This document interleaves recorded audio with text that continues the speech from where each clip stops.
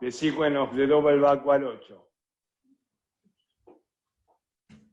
Her backward ocho, another backward ocho, another backward ocho.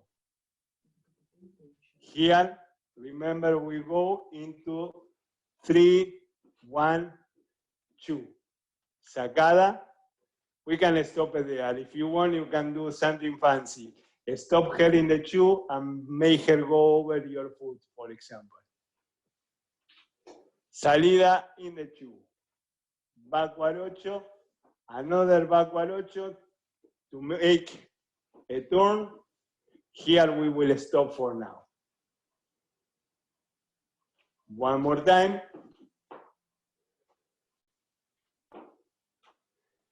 Back ocho, another back ocho, 3, 1, 2. Stop her here.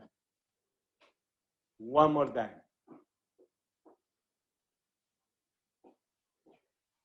Back ocho, into 3, 1, 2, we stop her. Now the follower. Double backward ocho, into back side 4, side. Here is where the leader stops you. Maybe you go over. Maybe he leads you an ocho cortado. Maybe he makes you do a forward ocho cortado like we work on Monday. One more time. Salida, double backward ocho, into molinete, side step, and he stops you here. Here we will do the sacada. So for now, to break it down, I pause in that moment.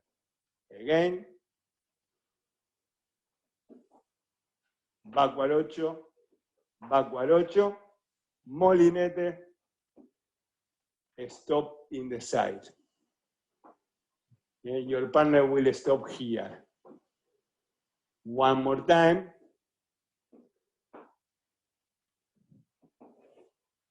Backward ocho, into molinete, stop in the side. For the followers, after every pivot and before the step you take, be sure that you are in your axis so you can take a full step. So what I mean is here, I'm stepping, I'm stepping. And here in the end, try sometimes to end up in the side step like this and not automatically put the feet together, because there could be anything happening after that. So make sure that you're able to stop like this. Think about, no matter the length of the step, to stretch the leg. So if I'm taking a short step, I'm still stretching the leg, or just as if I'm taking a longer step. For the followers who dance with someone, the length of your steps will depend on the lead. And when you are by yourself, you are free to decide what your invisible partner leads you. Just think about short or long steps, still stretch the legs properly.